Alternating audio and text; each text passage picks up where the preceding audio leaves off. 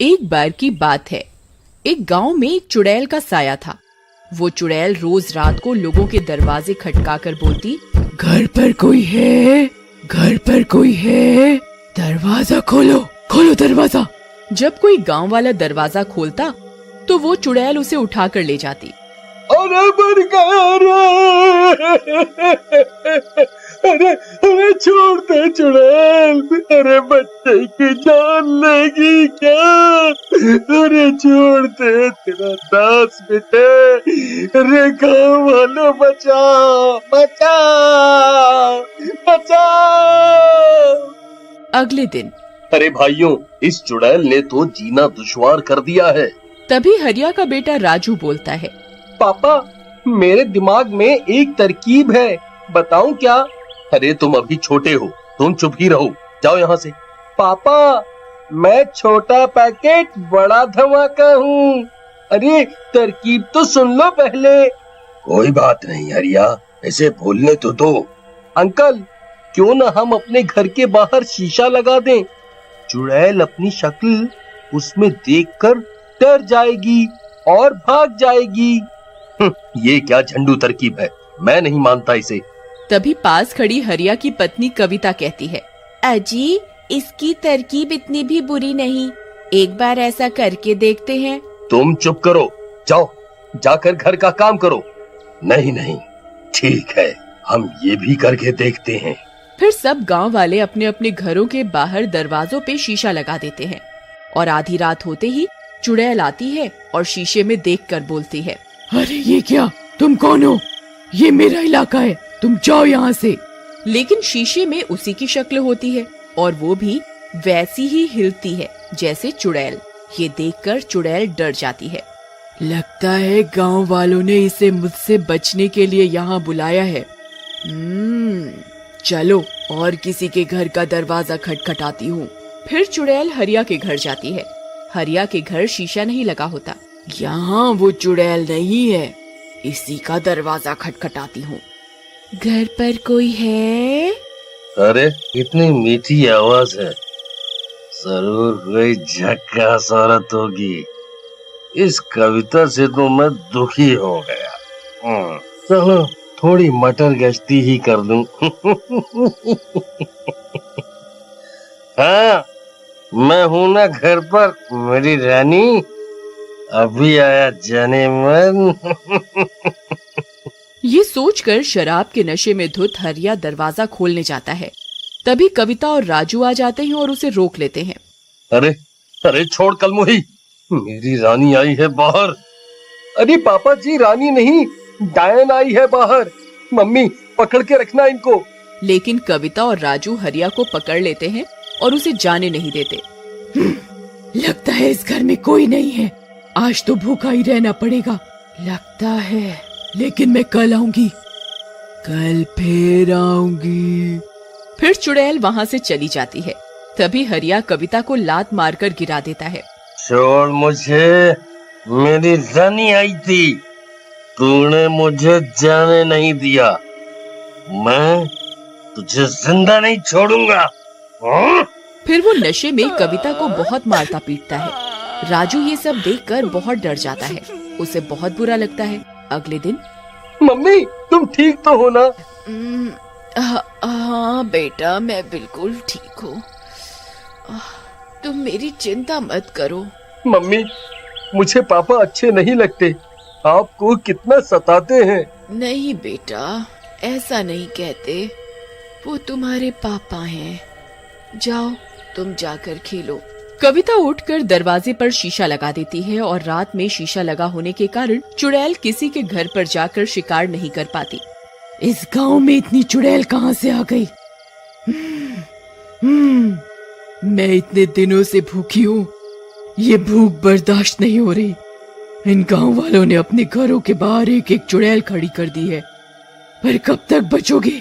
मैं कल फिर आऊंगी, मैं फिर आऊंगी। फिर अगली सुबह गांव वाले जमा होते हैं।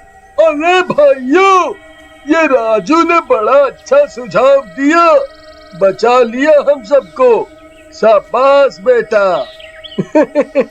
थैंक यू अंकल, बोला था ना, छोटा पैकेट बड़ा धमाका। हाँ हाँ ठीक है, चलो घर जाकर पढ़ो, जाओ यहाँ से। राजू को बुरा लगता है और वो घर चला जाता है।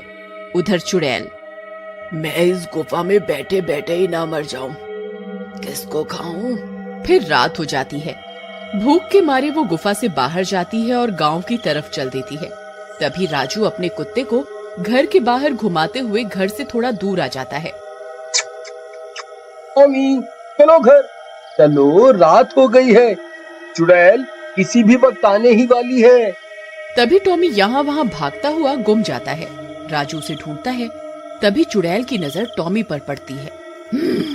इस कुत्ते को ही खा के काम चलाती हूँ आज। फिर वो अपना हाथ लंबा करती है और उस कुत्ते को पकड़कर खा जाती है।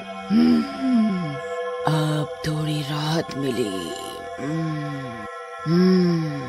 राजू ये सब देख लेता है और रोता हुआ घर भाग जाता है। जाकर कविता को सब बताता है। कविता ये सब सुनकर बहुत डर जाती है। तभी हरिया भी घर आ जाता है। ए कलमुही, पानी लेकर आ। तुझसे इतना भी नहीं होता कि मर्द घर आया है तो एक गिलास पानी ले आऊं। जी लाती हूँ। एक तो इतनी गर्मी है, तुझसे शादी करके तो मेरे भाग ही फूट गए। सोचा था कि तेरा बाप पैसे वाला है, बढ़िया दान दहेज देगा, लेकिन नहीं, इतनी गर्मी है, एक तो एसी ही लगवा देता तेरा बाप तो क्या बिगड़ जाता। ऊपर से ये गर्म पानी लाई है। चल चल यहाँ से, काम की ना काज की, दुश्मन अनाज की। कविता कुछ नहीं कहती, मगर राजू को अपने पापा का अपनी माँ के साथ ये बर्ताव अच्छा नहीं लगता। फिर रात में सबके सो जाने पर वो जाता है और घर के दरवाजे से शीशा हटा देता है और फिर रोज की तरह चुड़ैल आती है। अरे, इस घर के दरवाजे पे चुड़ैल नहीं है? मजा आ गया।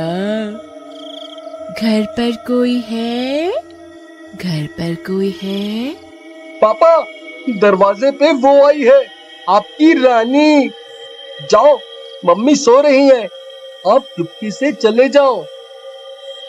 वाह बेटा, तू ही है मेरा असली शेर।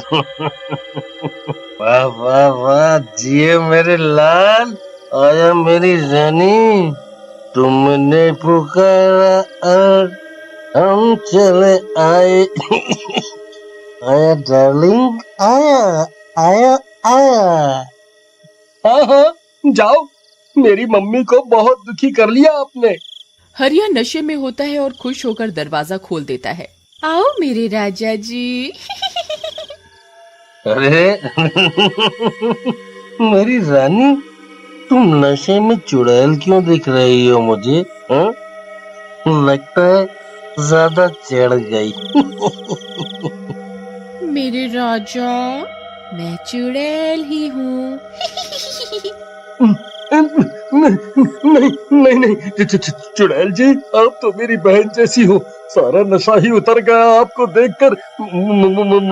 मुझे छोड़ दो, अब से आप पर बुरी नजर नहीं डालूंगा। अरे कविता, आओ। चुप कर, बेवकूफ समझा है क्या? चल, भूख लगी है। फिर चुड़ैल हरिया को लेकर चली जाती है। शोर सुनकर सब गांव वाले जग जाते हैं और कविता भी। राजू, तुम्हारे पापा कहाँ हैं? अभी अभी मैंने उनकी आवाज सुनी थी। उनको तो चुड़ैल ले गई, अब तुम्हारे सारे दुख खत्म। माँ, तुम ये कैसी बातें कर रहे हो? तुम्हें ऐसा नहीं करना चाहिए था। वो जैसे भी है तुम्हारे पापा हैं। मैं जा रही हूँ इनको बचाने। कविता मशाल उठाती है और जंगल की ओर गुफा में चली जाती है। सभी गांव वाले भी पीछे जाते हैं। कविता जंगल पहुंच जाती है। चुड़ैल जी, छोड़ दो मेरे पति को, तुम मुझे खा लो, इनको छोड़ दो।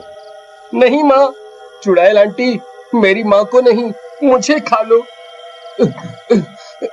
नहीं कविता, तुम जाओ यहाँ से, जाओ तुम। अरे, तुम पति पत्नी का ड्रामा तो खत्म ही नहीं हो रहा। लैला मजनू मेरे पेट में जाकर बन जाना। ऐसा बोलकर चुड़ैल कविता को गले से पकड़कर हवा में उठा लेती है। ये देखकर राजू जमीन पर लौटता हुआ जाता है और पीछे से चुड़ैल के बालों में आग लगा देता है। चुड़ैल जलने लगती है। अरे नहीं छोटे से लड़के, ये तूने क्या किया? और फिर चुड़ैल जलकर राख हो जाती है।